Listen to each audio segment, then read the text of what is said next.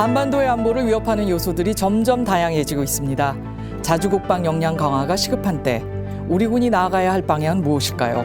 특집 5부작 2016년 대한민국 국방을 말하다 2부 국방부 기획조정실의 주요 업무에 대해서 지금부터 살펴보겠습니다.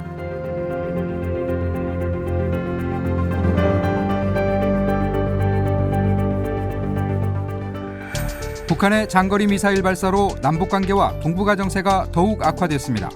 확고한 국방태세 확립을 위해 국방 예산의 합리적인 배분과 집행이 시급한 때 신뢰받는 혁신 강군 육성을 위한 국방부 기획조정실의 2016 중점 과제와 세부 추진 계획은 무엇일까요? 지금부터 집중 점검해 보겠습니다. 시청자 여러분 안녕하십니까? 국방포커스 최윤수입니다. 지금부터 국방부 기획조정실의 올해 주요 업무와 과제를 살펴보겠습니다. 먼저 함께 하실 분들 소개해드리죠. 황희종 국방부 기획조정실장 나오셨습니다. 안녕하십니까? 반갑습니다. 올 들어 무척 바쁘실 텐데 이렇게 시간 내주셔서 고맙습니다. 네, 초청해 주셔서 감사합니다. 네, 이필중 대전대학교 군사학과 교수 나오셨습니다. 교수님 안녕하셨어요. 굉장히 반갑습니다. 오랜만이죠. 네. 그리고 김미경 상명대학교 행정학과 교수 나오셨습니다. 네, 안녕하세요. 교수님 안녕하세요. 네. 요즘도 국방부 일 많이 보시죠? 네. 네. 네. 자, 기획조정실 하면은요, 국방부 전체의 생활과 또 그 예산을 총괄하시는 기능을 하시기 때문에 굉장히 바쁘실 것 같은데 올해도 또 여전히 많은 일이 기다리고 있을 것 같습니다. 올해 주요 업무 상황에 대해서 좀 먼저 설명을 해 주시죠, 황 실장님. 예. 각 부처의 공통된 직책이 하나 있습니다. 기획조정실이라는 직책이 있는데 거의 비슷한 업무를 수행을 하고 있습니다. 네. 일반적으로 기획조정실은 내부 업무를 갖다가 내부 살림살이를 한다 이렇게 이야기를 하고 있습니다. 그러나 사실은 실상 들어가 보면은 우리 기획조정실의 업무는 한 고유 업무는 한 30% 정도 되고 네. 또 종합 조정하는 업무가 한 30 내지 40%. 그리고 소관이 불명한 업무가 또 많이 있습니다. 이런 것들도 기획조정실에서 하고 있습니다.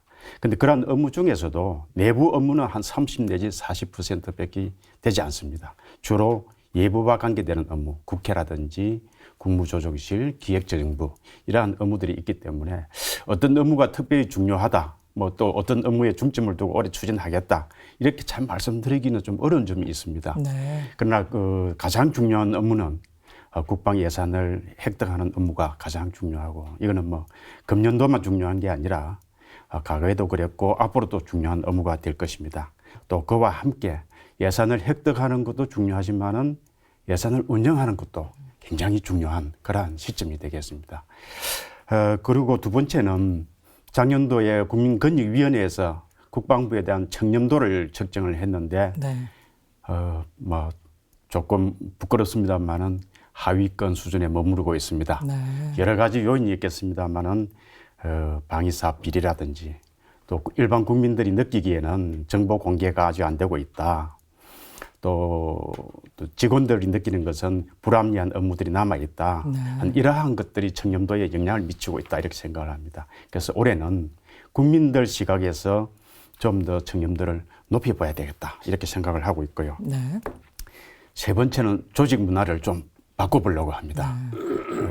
조직 문화가 1, 2년 만에 뭐 바꿔줄 수는 없겠습니다만은 올해는 그 토대를 마련하려고 합니다. 저희 장관님께서도 창조 국방을 위해서는 창의적 문화를 조성해야 된다 이렇게 생각하고 있기 때문에 직원들이 좀 더 신나고 즐겁고 창의적으로 일을 할 수 있는 이러한 토대를 좀 더 마련해서 강력하게 추진해 나가려고 하고 있습니다. 네, 역시 기획조정실이 하는 일이 굉장히 많군요. 고유 업무도 있긴 하지만 조정 능력도 있어야 되고 예. 또 이제 국방부 내부 관리만 보는 것이 아니라 예산을 또 확보해야 하기 때문에 이 대외적인 활동도 많이 하셔야 되고 자 오늘 우리 기획조정실장님께서 예산에 대해서 말씀을 하셨는데 아마 기획조정실의 가장 중요한 임무가 이 예산을 확보하고 또 어떻게 또 활용하느냐 이 부분이 중요할 것 같은데요. 네, 교수님 모시기에 우리나라 지금 설명을 좀 해주시긴 했는데요. 이 네. 국방비 어느 정도 적정한지 또 어떻게 써야 네. 되는지 좀 말씀해 주시죠. 논에 들어가기 전에 네. 앞서서 한 가지 점에 대해서 말씀드리고 싶습니다. 우선 국방비하고 국방 예산에 대해서 제가 좀 말씀을 드리고 싶습니다. 왜냐하면은 국방비라 하면은 이제 사후적인 의미가 있거든요. 네. 그 일정 기간 동안에 국방비를 국방을 위해서 국가 재원을 얼마만큼 사용했는가 하는 그 사후적인 그런 의미가 있습니다. 그다음에 그 국방 예산이라는 것은 사전적인 의미가 있습니다. 그렇죠. 즉 앞으로 정부가 국방 분야에 살림을 하는데 국방력을 건설하는데 얼마만큼 어떻게 사용할 것인가 하는 그 사안적인 의미가 있습니다. 왜냐하면은 국방비 하면 모든 사람들이 다 국방비 비용으로만 생각하고 있거든요. 네. 실제 국방 예산이라는 그 자체는 그 소모성 경비가 아니고 하나의 국가 경제에 이바지하면서 네. 국방에 필요한 그런 어떤 경비거든요. 네. 그래서 국방비보다는 우리가 주안점이 드는 게 국방 예산에 우리가 주로 논의가 돼야 되지 않을까 싶습니다. 네. 그리고 선진국들의 그 국방비 증가가 계속 네. 네. 되고 있고 특히 이 우리 동북아지역에서 이 강대국들의 국방 예산은 증가 속도가 빠르고 있습니다. 네. 우리는 거기에 못 미치고 있습니다만 뭐 국제 환경이 그럴 수밖에 없죠. 뭐 중국과 일본 역시 마찬가지로 그 생각과 열도, 국토 분쟁이 있죠. 그 영유권 분쟁이 있죠. 그리고 미국도 역시 여기 지역에서의 패권을 놓치지 않기 위해서 국방 예산을 증가시키고 있습니다. 그럼에도 불구하고 우리 그 한국은 뭐 거기에 못 미치지만 좀 더 그 국방 예산이 뭐 증가하고 있는데 평균적으로 예전과 같이 비슷하게 증가를 하고 있습니다. 전체적으로 봤을 때 군사 부분에서 요구하는 그런 그 소요 수준보다는 미달하지만 그러나 국가 경제랄까 그런 측면에서 보면은 적정한 수준이 아닌가 이렇게 판단이 됩니다. 네. 자, 돈을 많이 확보해서 쓸 수 있는 것도 중요하지만 이걸 얼만큼 깨끗하고 투명하게 쓰느냐 이 부분이 또 중요할 것 같고 대통령도 이 부분에 대해서 말씀을 하셨고요. 또 실장님께서도 이 청렴도 문제로 고민한다고 말씀하셨는데 김미경 교수님 국방부 사안들을 많이 보고 계셨을 텐데 이 청렴도 부분에 대해서는 어떻게 좀 보고 계십니까? 그 청렴도 평가가 조금 낮게 나와서 실장님께서 이제 먼저 우려의 말씀과 뭐 올해의 다짐에 대해서 말씀을 하셨고 또 저는 그런 것들이 올해 년도는 잘 추진되리라고 믿습니다. 왜냐하면 작년에 좀 특수한 방산 과정에 비리가 있었기 때문에 외부의 정책 고객 만족도가 떨어진 것이었고 네. 나머지 것들은 기존 수준을 유지하고 있어서 이제 많은 노력들이 올해 더 추가가 되면 개선의 가능성이 있다고 이제 보아집니다. 근데 이제 좀 저는 이제 이런 쪽을 좀 고민해 보셨으면 하는 좀 제안을 드리자면 현 정부가 추진하고 있는 것은 국민 불신에 대한 타파이고 이 국민 신뢰를 회복을 해서 국민 행복으로 연결하겠다는 큰 국정 철학의 흐름을 가지고 있는데 저는 그 큰 축이 투명성이라고 봅니다. 그러니까 우리가 이제 과거에는 부패를 척결하자는 측면에서 반부패라고 하는 측면으로 굉장히 그 뭐라 그럴까요? 어두운 면을 부각시키는 쪽에서 이 청렴이 추진되었다면 이제 그 다음 시기가 공무원의 바른 자세, 청렴성을 부각시키는 쪽으로 이 뭐라 그럴까요? 부패를 척결하려고 하는 노력들이 진행이 됐고 현 정부의 흐름은 이 청렴성을 더 뛰어넘어서 선제적으로 정부가 모든 일하는 국면에 이 정보를 사전에 공개해주고 데이터를 개방해주고 뭔가 국민과 이 국가가 하는 일에 관한 호흡을 공유함으로써 국민들이 늘 그것들을 상시적으로 볼 수 있고 감시할 수 있는 상황을 만들어주자는 그런 취지의 일들이 진행되고 있고 그게 이제 현 정부의 3.0의 큰 토대입니다. 그래서 3.0에서 추구하는 3대 전략 중에 하나가 투명한 정부인데요. 투명한 정부 구현을 국방부가 노력을 하고 있습니다. 국방정보 3.0을 비롯해서 산하기관을 보더라도 적기에 정보를 게시해서 상대방들이 알 수 있게 해주느냐에 관한 노력들을 공고해주고 있는데 그런 것들을 조금 더 강화해서 사전 공표에 대한 종류수를 늘린다든지 아니면 사전 공표한 것들을 국민들이 알 수 있게끔 더불어 홍보를 강화한다든지 그런 좀 투명성을 확대하는 쪽으로 국방부가 현재의 노력에 더 보태주시면 그러니까 올해 년도죠. 2016년도의 청렴성은 훨씬 더 강화될 거라고 저는 그렇게 기대하고 싶습니다. 네.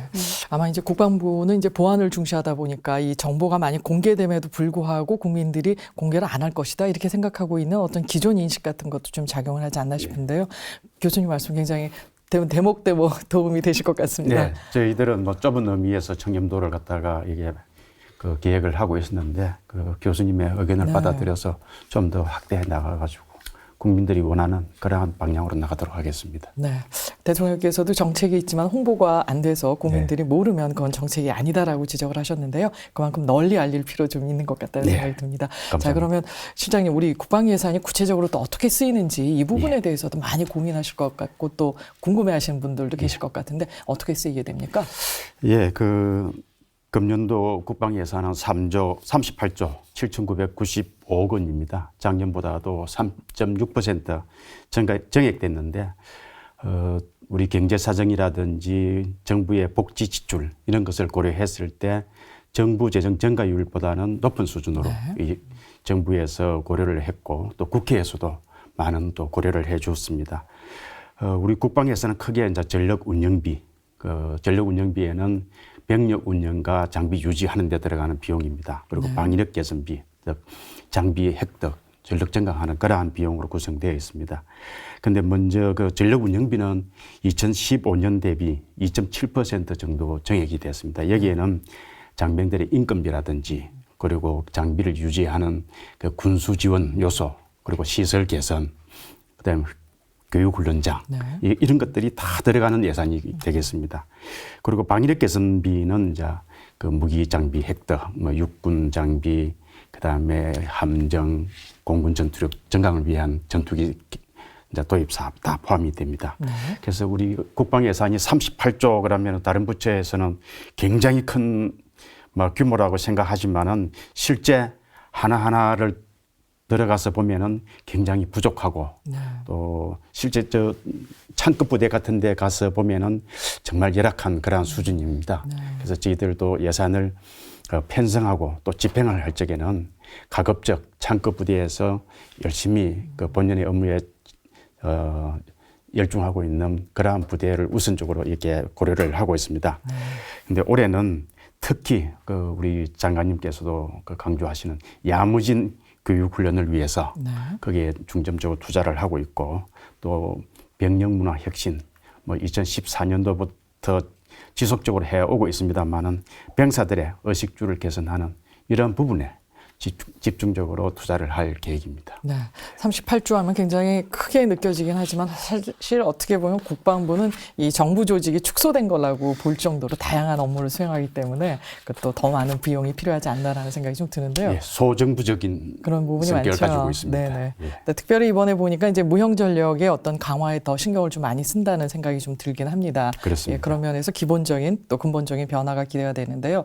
자, 이렇게 우리의 국방 예산에 대해서 이제 외부에서 보면 전 세계적으로 기준을 세우자면 미국은 뭐 압도적으로 많고요. 우리나라가 한 12위 정도가 되는데 아까 그 이 교수님께서는 적정하다고 보셨지만 일각에서는 이 다른 나라와 달리 남북 간의 대치가 되어 있고 현재적인 위협이 굉장히 큰 상황에서는 이게 조금 모자라는 거 아니냐 이렇게 보시는 분들도 좀 계시는데요. 교수님 어떻습니까? 그 부분에 대해서는. 네, 잘 보셨는데요. 과거에는 특히 그 적과 직접 대치하고 있는 국가로서 국방 예산이 좀 부족한 수준이 아니냐 이렇게 이야기를 하는데 저는 이같이 국가별로 상대적으로 비교한다는 것은 큰 의미가 없지 않을까 저는 이렇게 생각을 합니다. 왜냐하면 국가에 취하는 환경에 따라 틀리기 때문에 미국 같은 경우에 과연 우리 같이 현실적인 그런 위협은 없습니다만 국방 예산 많은 부분을 투여를 하고 있지 않습니까?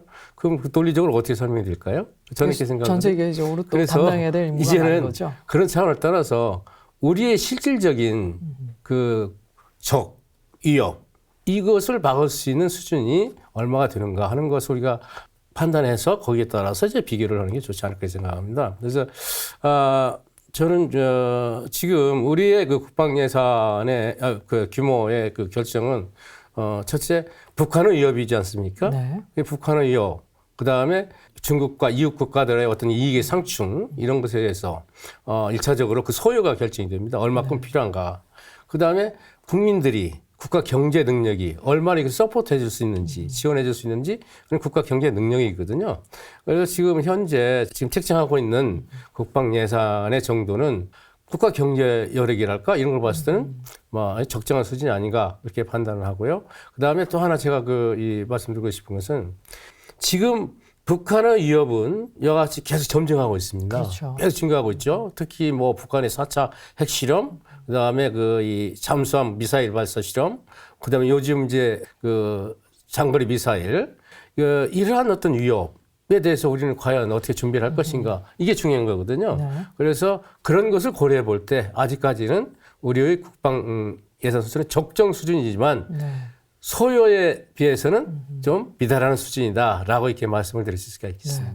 국방 예산이라는 것을 일률적으로 기준을 정하기가 좀 어렵다. 나라마다 접하고 있는 위협의 수준이 다르고 또 그 나라가 가지고 있는 경제적 여건이 다르기 때문에 일률적으로 순위를 매기는 좀 어려운데 지금의 경우에는 조금 모자라지만 북한의 현존하는 위협을 고려하면은 조금 더 보완해야 될 부분도 있다. 적정하지만 모자라다 이렇게 보고 계시는 것 같은데요. 네, 맞습니다. 황 시장님 또 그거 절감하실 것 같은 생각이 드는데 어떻게 보고 계십니까? 네, 저 우리 이필중 교수님의 그 말씀에 제가 전적으로 동의를 하고 있습니다. 사실 정부 재정 증가율보다는 높지만은 적정 국방비 수준에는 아직도 미흡하다 많이 이렇게 미흡하죠. 수준하고 있습니다. 특히 저희들이 이제 가장 국방 계획을 추진을 하고 있는 이러한 입장에서는 연 7.2%의 국방 예산 증가가 필요합니다. 그렇지만은 이제 아까 말씀드렸던 그 정부의 경제 사정, 뭐 작년도의 경제 성장률이 2.6%밖에 되지 않고 또 정부의 그 정책에 따른 복지 비용의 가파른 증가 이런 것을 고려했을 때는 사실 3.6%도 크게 방어를 했다. 잘 확보했다. 근데 3.6%를 확보하면서 실제 사업비는 다 들어갔습니다. 그렇기 때문에 국방 운영에는 크게 문제가 없다고 생각을 하고 있습니다. 그러나 이제 향후에 우리가 부대 개편도 해야 되고 간부 정원도 해야 되고 장비 시설 등 이러한 전력 증강 소요에 충당하기 위해서는 우리 국민들의 그 국방에 대한 이해가 좀 더 높아져야 되고 재정당국에서도 이러한 부분에 대해서 각별히 좀 신경을 써주시면 좋겠다 이렇게 생각을 합니다. 그런데 우리 이제 내부적으로 봤을 때 국방도 하나의 경영이다 이렇게 저는 생각을 하고 있습니다. 그렇죠. 그러한 측면에서 적정 예산을 확보하는 것도 중요하지만은 경영 혁신도 참 중요하다. 우리 국방 분야에 혁신을 해야 되고 또 불필요한 것들을 줄여야 되는 이러한 것들이 굉장히 많습니다.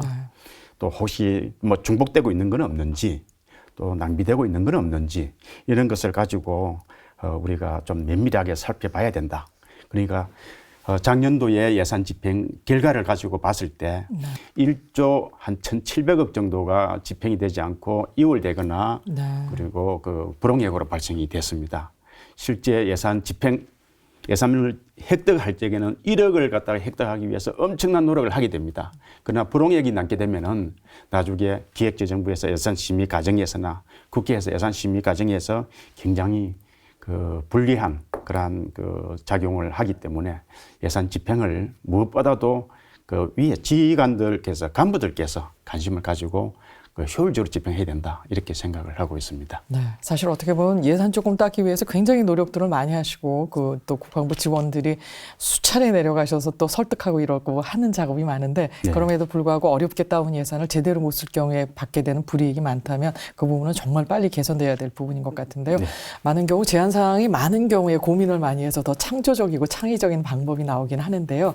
바로 기획조정실에서 이렇게 예산 문제로 고민하다 보니까 여러 가지 또 좋은 방향으로 또 개선을 하고 있는 모습을 보여주시는 것 같습니다. 자, 이렇게 방향을 개선하는 것도 되게 중요하긴 하지만 아까 우리 김희경 교수님께서도 굉장히 강조를 하셨습니다만 이 자금을 또 예산을 얼만큼 투명하게 쓰느냐 이 부분도 굉장히 중요할 것 같은데 그 부분에 대해서는 올해 특별히 중점적으로 하시고자 하시는 부분이 있나요? 예, 그 국방 예산 투명에 대해서는 많은 지적을 받아왔고 국회에서도 항상 그 지적을 하는 부분이 되겠습니다.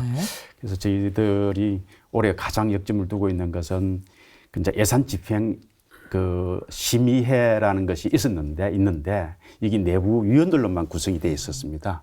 이것을 예산 전문가들을 초청을 해서 예산 집행 심의위원회에 그 민간인 3명을 포함을 해가지고 국방부 예산이 어떻게 예산 편성 목적에 맞게 집행되고 있는가 없는가를 갖다가 감시 감독을 할 수 있는 뭐 이러한 그 위원회를 운영을 할 계획이고요.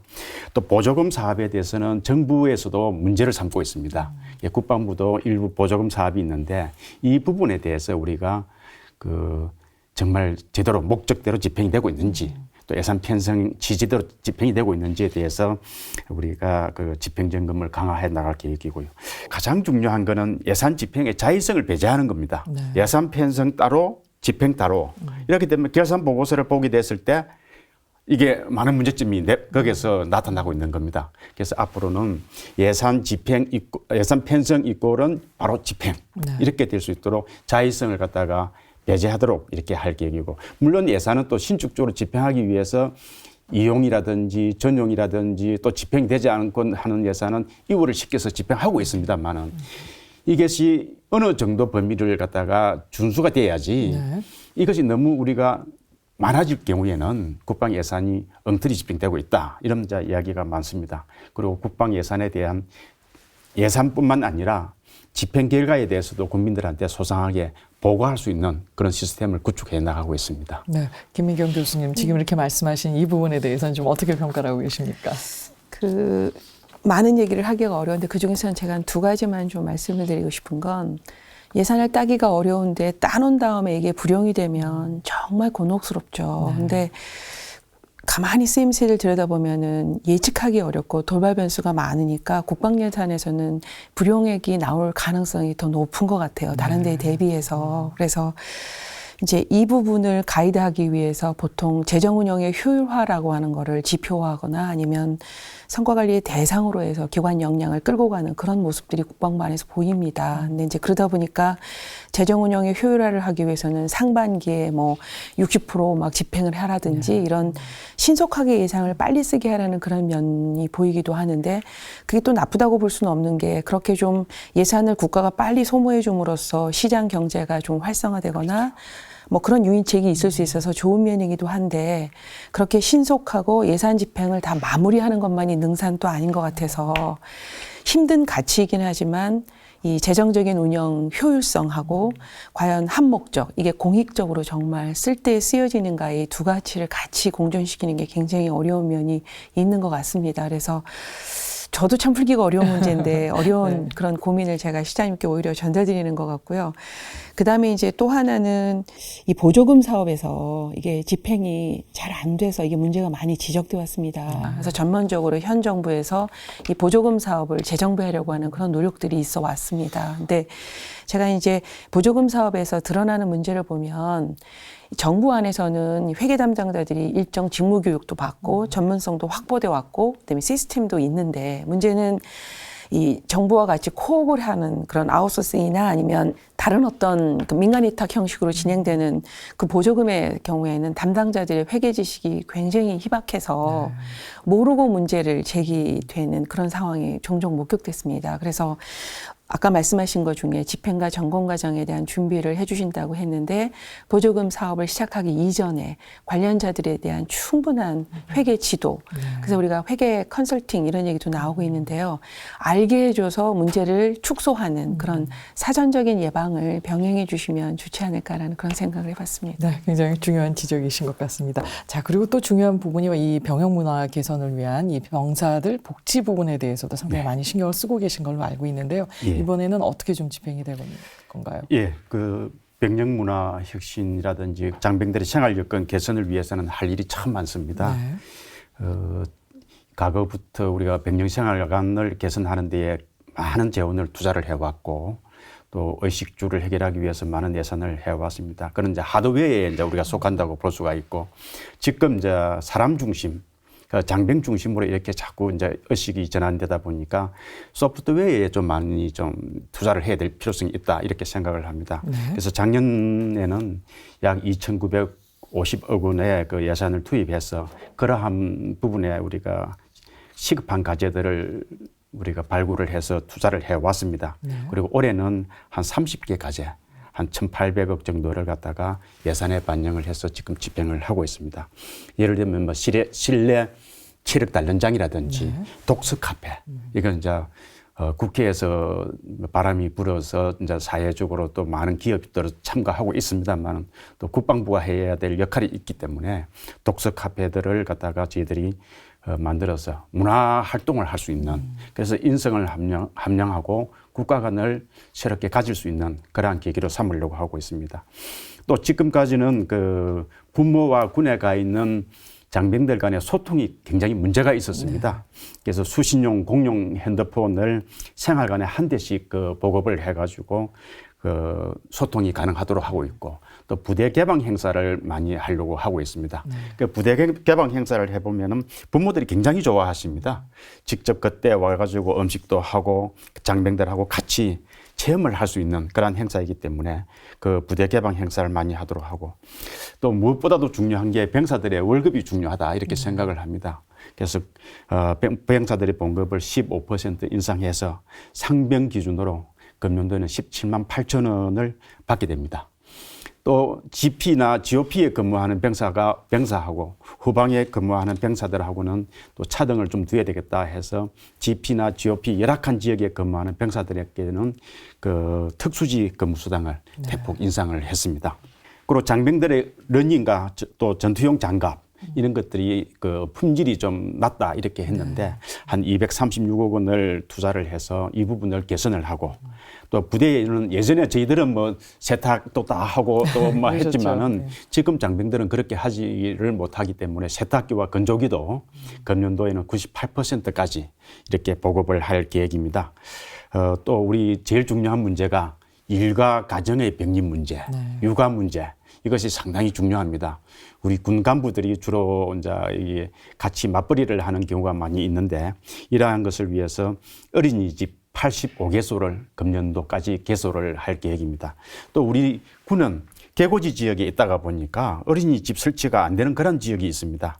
그런 지역에는 소규모 어린이집이라든지 공동 육아 나눔터 이런 것을 추가로 운영하기 위해서 330억 이렇게 해가지고 앞으로는 좀 하드웨어보다는 소프트웨어를 좀 강화시키는데 예산을 좀 투자를 하고 그런 것이 장병들이나 군 간부들한테 피부에 직접 와닿는 사항이기 때문에 그런 부분에 많이 투자할 계획입니다. 네, 굉장히 다양한 부분에 대한 그 투자를 하는데요. 이 교수님 보시기에는 충분하다고 보십니까? 아니면 또 보완돼야 될 점이 있다고 보시는지요?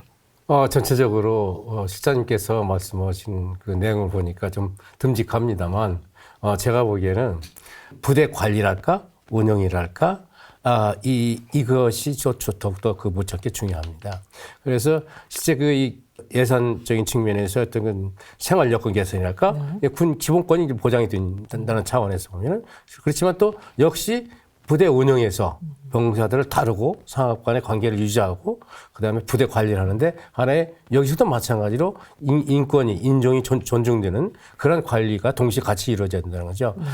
그런 측면에서 국방부에서 노력에 대해서 많은 찬사를 보내고 싶고 그러나 좀 더 이 하나의 어떤 이 후자 측 즉 인력의 관리 문제, 부대 운영 문제, 관리 문제 이 부분에 대해서 좀 더 많은 노력이 필요하지 않을까. 여태까지 많은 노력을 했습니다만 더욱더 좀 필요한 부분이 있지 않을까 그런 생각을 합니다. 네, 어떻게 보면 이제 시설적인 부분이라든가 생활상의 불편함이 없도록 해주는 부분도 중요하지만 중요한 것인 또 인적 관리, 서로 간의 관계라든가 인권을 존중해주는 이런 어떤 관계성도 중요하다 이렇게 말씀하시는 것 같습니다. 교수님 지적이 아주 중요한 부분입니다. 그래서 작년도에 우리 군인 기본법이 제정이 되어 가지고 1년 6개월 뒤에 이제 시행하게 되는데 그 군인 기본법 속에 그러한 내용들이 많이 담겨져 있습니다. 그래서 이제 군 인권도 굉장히 많이 존중이 지금까지 많이 해왔지만은 앞으로 더욱 더 나아질 것이라고 이렇게 생각을 하고 있습니다. 잘 시행령을 잘 만들어서 잘 시행이 될 수 있도록 하겠습니다. 네. 그리고 아까 그 실장님께서 말씀하실 때 병사들 봉급을 좀 많이 올려주시겠다고 그러셨는데요. 이 봉급 인상에 대한 실질적인 효과들이 좀 있습니까? 네.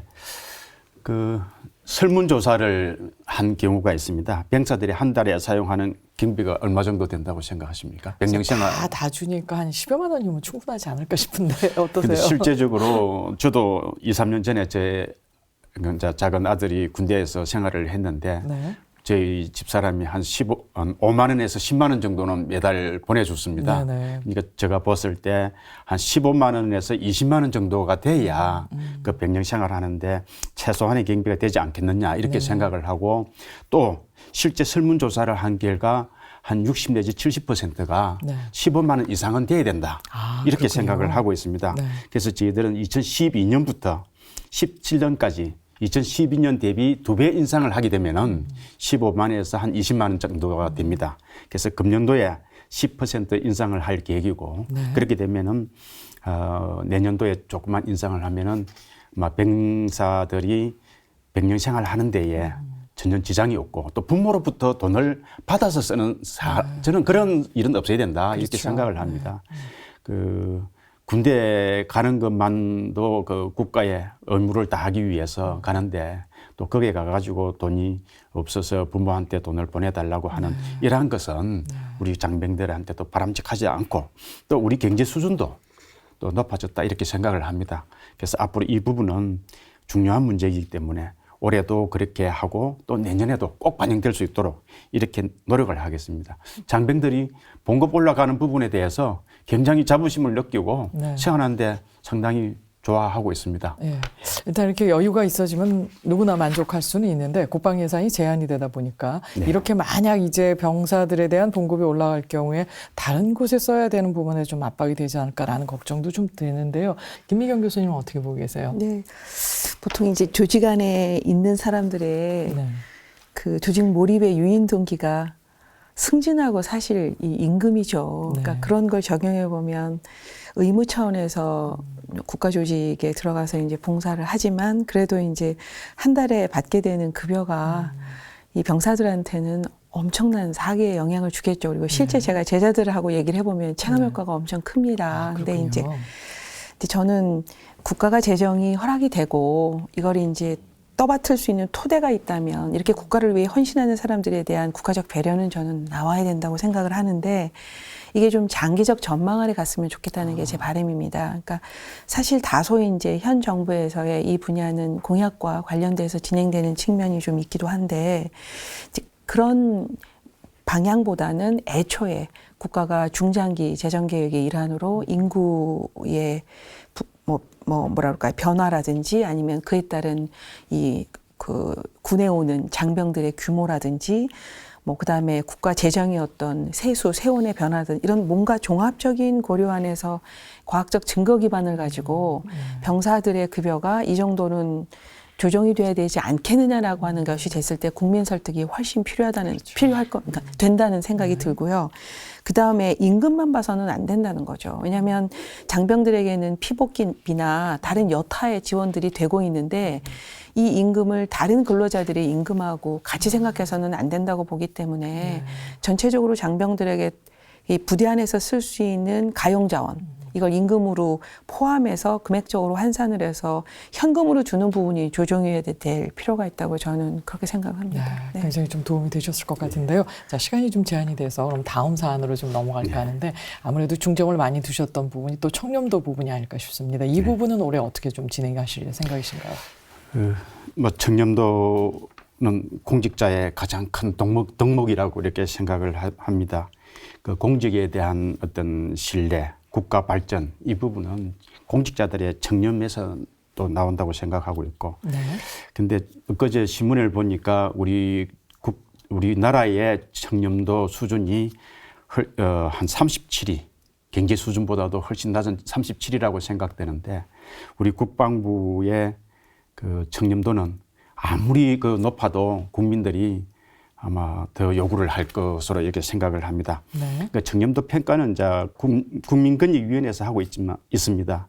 예부 국민들이라든지 그다음에 정책 고객들 그리고 내부 직원들이 이제 평가를 하는 그 결과가 나타나게 되는데 실제로 이러한 국민권익위의 평가와 관계없이 국방부에 근무하는 공무원들 그리고 우리 군인들은 그 국민들이 높은 도덕적 수준을 갖다 요구하고 있기 때문에 정말 이거는 우리가 청렴성을 높여 나가야 된다 이렇게 생각을 하고 있습니다. 정부에서도 뭐 부패 방지 4대 그 백신 프로젝트라는 것을 갖다가 추진을 하고 있는데 금년도에 부패 척결을 위해서 강력한 그 노력을 할 계획이고요. 우리 국방부도 거기에 맞춰서 부정부패 예방 인프라를 갖다가 강화해 나갈 계획입니다. 그리고 우리 법령 제도상 내재하고 있는 부패 유발 요인들이 또 많이 있습니다. 각종 규제라고 또 이야기를 할 수 있고 그런 부분들을 우리가 개선을 해서 정말 그러한 조금의 여지도 남겨두지 않는 그러한 근원적 방지를 해나가도록 이렇게 하겠습니다. 그리고 내부적으로는 지난 청렴 계리대회도 했습니다만은 이거는 계리대회 한 번으로서 의식의 변화가 있을 것이라고 생각은 하지 않습니다. 그래서 지속적으로 교육을 시켜 나가도록 하고 또 부패는 부정부패는 이게 서서히 다가옵니다.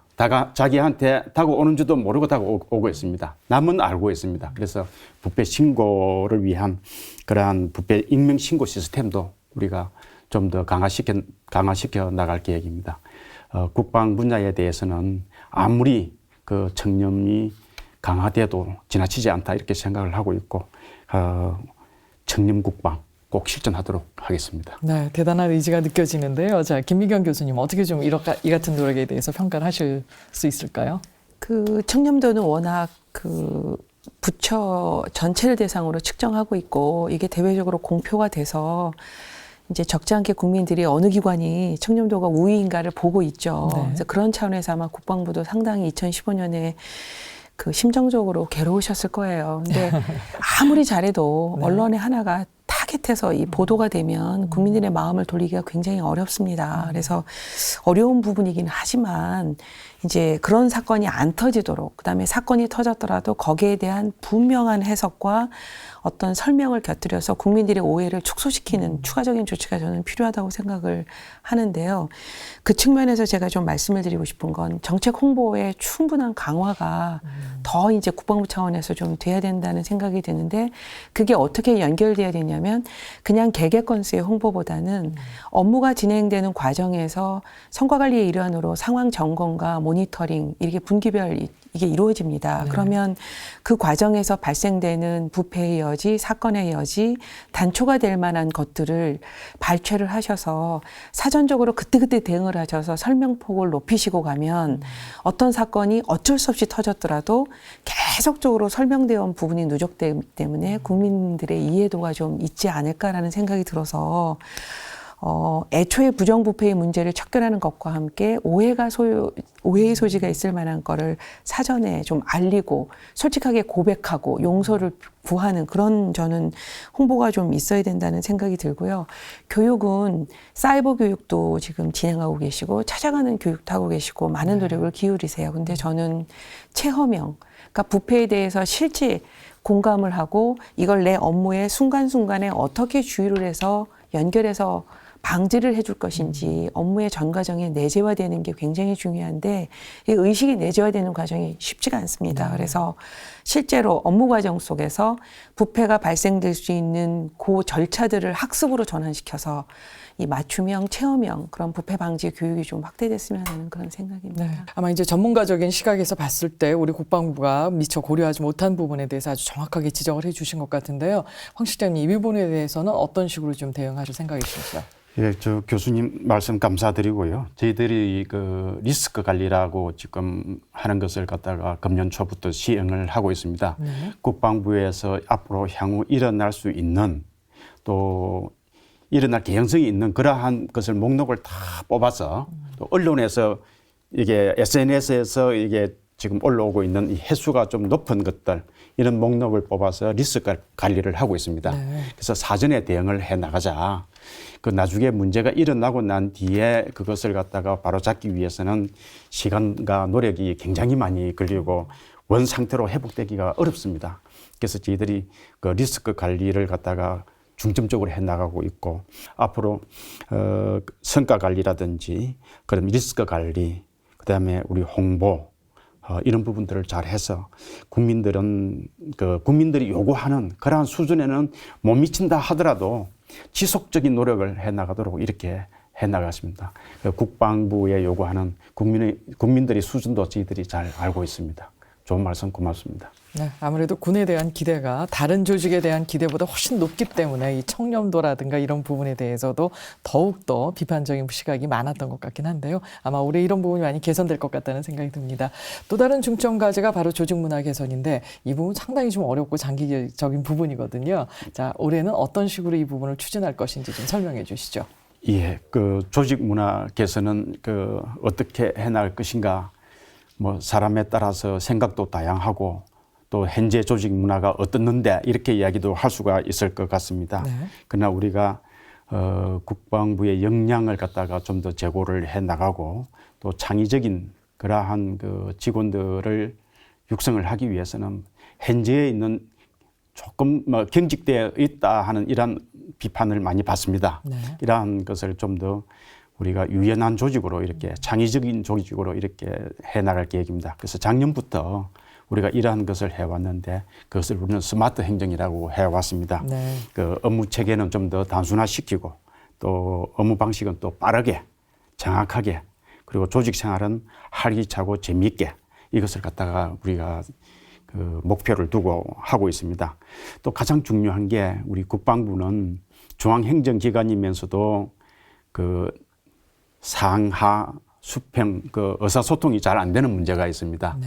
이런 부분들을 개선을 해야 되겠다고 생각을 하고 있습니다. 그래서 협업 회의를 그 많이 하고 있고요. 매주 금요일 날은 그 장관님이 주관을 한 달에 한 번 하시고 차관님이 주관하시는 네. 그러한 열린 그리고 창의적인 그리고 일을 줄여주는 그러한 문화를 이렇게 개선을 하려고 노력을 하고 있습니다. 네.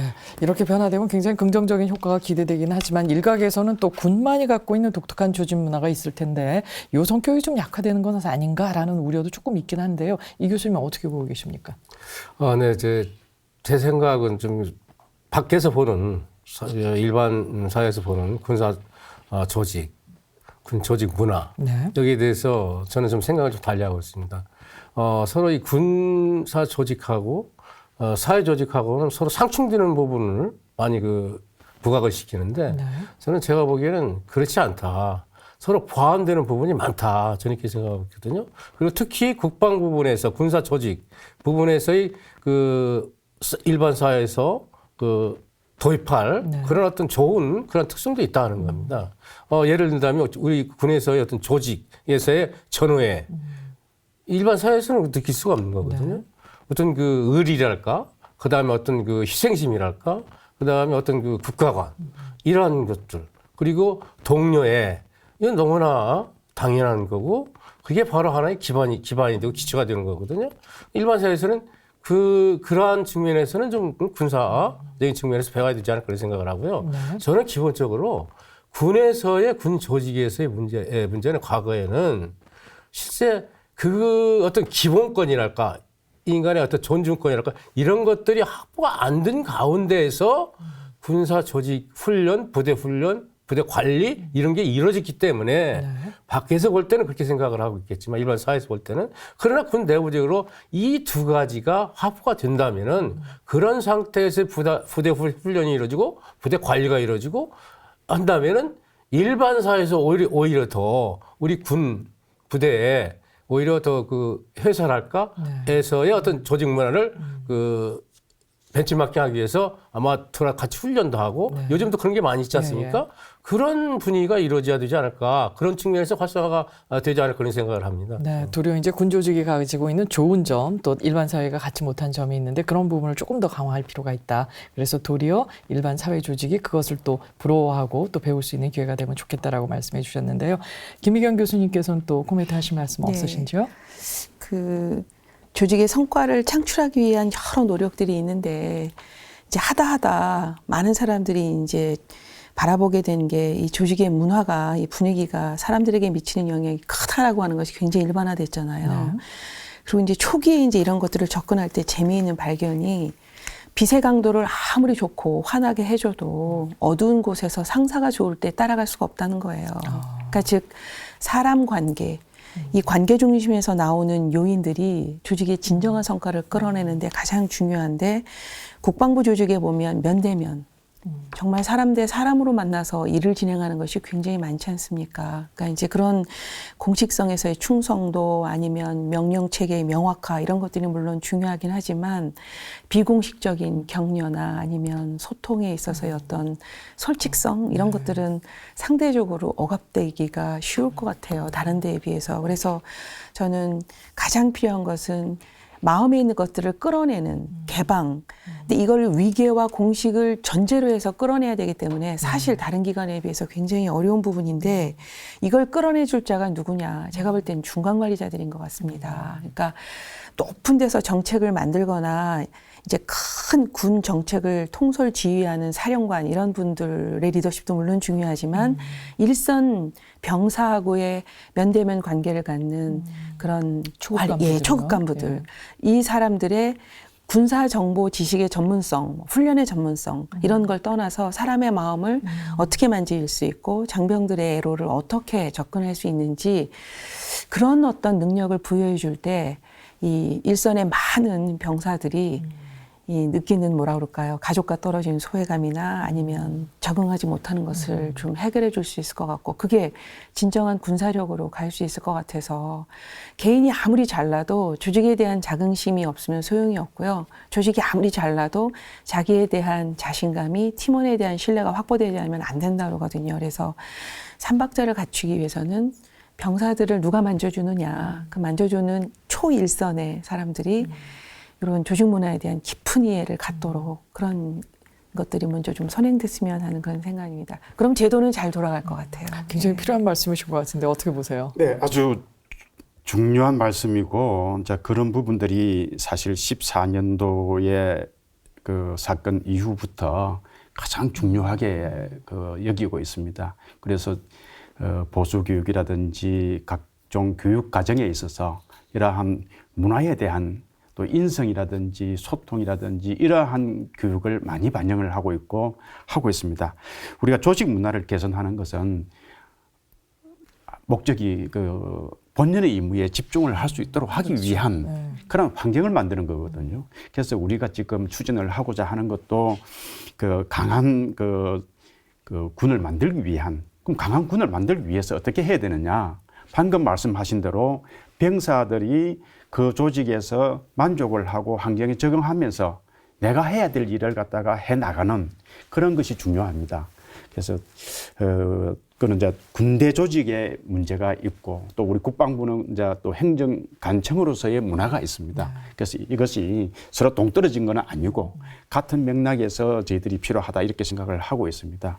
그래서 저희들이 가끔 중앙행정기관이기 때문에 군사 조직인 군대와 좀 다른 문화를 가지고 있다 이렇게 생각하지만 저는 그렇게 생각을 하지 않고 있습니다. 네. 그래서 앞으로는 강한 전투력을 가지기 위한 문화, 병력 문화 혁신, 조직 문화 혁신 이렇게 저는 지속적으로 끌고 나갈 계획입니다. 네. 자, 그리고 또 군이 가진 특성 가운데 하나가 다른 그 조직들과 달리 이제 비상근무도 많이 쓰게 되고 업무 시간도 굉장히 길고 또 강도도 높기 때문에 일과 가정을 영위한다라든가 아니면 개인의 삶의 어떤 질을 좀 높이다 이런 것이 조금 어려울 수도 있는데요. 이 부분에 대해서는 좀 어떤 식으로 좀 보완을 해야 된다고 김 교수님 보시는지요? 이제 그 소극적 범위로 일가족 양립을 보는 시각은 출산과 육아를 담당하고 있는 여성 지원의 방편이라고 생각들을 하세요. 네. 그러니까 물론 초기에 여성부가 이제 이 부분을 이끌 때는 그런 관점이 적지 않았지만 그런 여성 관점을 벗어나서 이 일가정 양립은 남성 여성 공히 조직에서 일하는 자기 가족과 이 일을 공존하는 사람에게는 다 필요한 부분이라고 생각이 들고요. 이게 밸런스, 균형을 갖춰주지 않으면 어느 한쪽의 스트레스가 어느 한쪽에 반드시 마이너스의 영향을 주기 때문에 네. 둘 다 건전성을 해치게 됩니다. 그래서 이제 국가가 전체적으로 시책화하는 것들이 있어요. 뭐 유연근무제를 활성화한다든지 아니면은 육아휴직의 어떤 법적 장려를 충분히 가질 수 있게 한다라든지 아니면은 연가 휴가를 충분히 쓸 수 있도록 노력하는 것들이 이제 뭐 평가 지표로 들어가든 아니면 뭐 지침으로 내려오든 진행이 되고 있습니다. 그래서 제가 하나 고무적으로 봤던 건 3년 전에 국방부 산하기관의 연가 휴가 실적은 굉장히 저조했어요. 네. 그런데 2015년의 실적을 보니까 모 기관은 90% 이상을 달성한 걸 볼 수 있어요. 네. 이제 그거는 물론 단편적으로 계량화된 수치의 향상이 진정한 어떤 효과를 가져왔냐라고 단정하기는 어렵지만 저는 국방부가 이런 가족 중심의 어떤 문화를 존중해주고 이거를 조직의 생산성과 연결시키려는 노력들을 하고 있다라고 보여지는데 네. 이제 이게 좀 아까 말씀하신 대로 정말 문화 소프트하게 이게 좀 투영되는 부분이 좀 강하게 진작돼야 된다고 생각이 들죠. 그래서 좀 선언적인 행사는 좀 탈피하고 정말 이 전 직원들이 소통하는 이렇게 부딪히고 감정적인 터치가 이루어지는 그런 시간이나 이런 게 활성화됐으면 좋겠는데 저는 비위계와 비공식을 같이 돌리지 않으면 조직은 자원이 반쪽 돌아가는 것 같아요. 그래서 공식 위계, 비공식, 그다음에 비위계. 그래서 이렇게 많은 어떤 충분한 조직 측면에서의 어떤 일가족 양립이 좀 확대됐으면 하는 그런 생각이고, 여성 중심이 아니라 남녀 공이고요. 이런 일가족 양립 차원을 좀 벗어나서 EAP라고 근로자 지원 제도가 있습니다. 이거는 개인적으로 갖고 있는 알코올 때문에 고민을 하는 직원이 있을 수 있고, 그다음에 치매에 걸린 부모 때문에 직장이어서도 매일 고민이 되거나, 아니면 청소년인 자녀하고 대화가 안 돼가지고 고통스러운 일 잘하는 또 사람이 있을 수가 있어요. 그래서 근로자 개인들이 가지고 있는 그 애로, 사소하고 중대할지 모르지만 그 개인에게 있는 그런 고충들을 찾아내서 이걸 좀 지원해주는, 그게 이제 교육 예산하고 연결할 수도 있고 복지하고도 연결할 수 있는데요. 저는 근로자 지원 제도가 조금 더 확대됐으면 다양하게 그런 바람을 갖고 있습니다. 네. 국방부도 많이 좋아졌다라는 평가를 해주신 거 굉장히 흐뭇한 생각이 들고, 그에 더 앞서서 나가야 될지는도 지적을 해주신 것 같습니다. 자, 여러 가지 얘기들 많이 나오긴 했었는데요. 이 부분에 대해서 또 실장님 혹시 코멘트 하실 게 있으신지, 아니면은 예, 두 분 교수님의 그 여러 가지 말씀 감사드리고, 이런 부분들이 저희 정책에 녹아 들어갈 수 있도록 노력을 하겠습니다. 제가 말씀을 드렸던 적정 예산의 확보라든지 효율적인 예산 집행, 그리고 청렴성 제고, 조직 문화 개선, 이 부분을 갖다가 금년도에 저희들이 그 목표를 삼고 있지만은, 이것을 갖다가 정말 우리가 올바르게 정착하기 위해서는 중간 간부들의 노력이 솔선수범이 무엇보다 중요하다, 이렇게 생각을 합니다. 그래서 앞으로 우리 국방부에서는 각 군뿐만 아니라 국직기관 그 중간 간부들과의 그 소통을 많이 하려고 합니다. 또 업무의 협업, 융합 이런 걸 많이 하려고 하는데, 저는 소통은 친밀감이다, 이렇게 생각을 합니다. 네. 친밀감을 가지고 앞으로 좀 부드러운, 그러면서도 강한 그러한 국방부, 군이 될 수 있도록 제가 앞장서서 하도록 하겠습니다. 네. 자, 실장님 말씀을 통해서 이제 올해 기획조정실의 그 포부와 또 하고자 하는 바를 들어본 것으로 가름을 하고요. 또 두 분 전문가들이 앞으로 우리 기획조정실이 더 일을 잘할 수 있는 것은 또 뭘까라는 부분에 대한 당부의 말씀 한 말씀씩 듣고 오늘 시간 마무리할까 합니다. 먼저 김 교수님 해주시죠. 네, 저는 개인적으로 시장님께서 아까 언급을 하셨습니다만, 국방기획관리 제도를 좀 발전하는데 많은 노력을 기울이고 있다고 말씀하셨는데, 저는 이제 미래 환경에 부합하는 그런 어떤 국방 운영 체계로의 발전이 절대적으로 필요하다. 그래서 저는 이 유비쿼터스 국방 운영 시스템으로 가야 되지 않을까, 그런 생각을 합니다. 지금 많은 어떤 웨어러블 디바이스도 많이 나오지 않습니까? 그런 측면에서 이제 국방 운영 체계도 한 30년 됐나요? 40년 됐나요? 이것이 이제 새로운 환경에 적응할 수 있는 그런 운영 시스템으로 바꿔야 되지 않을까, 그런 생각이 듭니다. 네, 김 교수님은요? 사족이 될런지 모르겠는데요. 집단지성에 힘을 빌리지 않고서는 국방 문제 해결이 어렵죠. 점점 심오해지고 있기 때문에 많은 사람들의 의견이 필요한데, 소통의 구조 강조하셨고, 저는 이제 일에서 나타나는 게 협업이라고 생각이 되는데요. 협업이 뭐 MOU나 아니면 일의 흐름만, 구조만 해서 되는 건 아닌 것 같고요. 실제 협업이 활성화돼서 개개 구성원의 업무가 국방부 내에서 서로 연결되고 정보가 환류되면 본인들 업무를 추진하는 데 있어서 다른 조언이나 어떤 정보들을 활용해서 더 잘 구상이 되고 실천이 될 거라고 생각이 돼서 소통과 이 협업을 활성화하는 거 하나 말씀드리고, 두 번째는 지속적인 변화 관리가 이루어지지 않으면 중단이 됩니다. 성과의 특성이 지속성이기 때문에 이 지속성을 살려주기 위해서 변화 관리를 뭐 제도로 먼저 출발하시던 아니면 의식의 접근으로부터 먼저 출발하시던, 그건 국방부의 선택이 되겠지만, 어쨌든 변화 관리가 계속적으로 이루어져서 이 향상하는 거를 실제 체감을 하는데, 그게 저는 일하는 방식이 달라지는 걸 스스로 확인할 수 있게끔, 그러니까 국방부에서 현재 추진하고 계시는 이 스마트 행정, 이 선진화된 부분이 2016년도에는 구성원 개개의 일에 내재화되는 그런 상황이 되기를 기대해 봅니다. 네, 네. 오늘 연초에 이렇게 바쁜데 시간 내주셔서 좋은 말씀 주신 거 너무나 고맙습니다. 국방이 처한 환경은 시급하고 장기적인 대응을 요청하고 있습니다. 우리 군의 탄탄한 계획과 추진력을 만드는 기획조정실의 주요 업무, 또 계획을 함께 살펴보니 우리 군의 미래가 기대됩니다. 사전에 철저한 대비 태세를 갖출 수 있길 기대해 보겠습니다. 국방포커스 오늘은 여기서 마치겠습니다. 다음 주에는 국방부 인사복지실의 주요 업무를 살펴보겠습니다.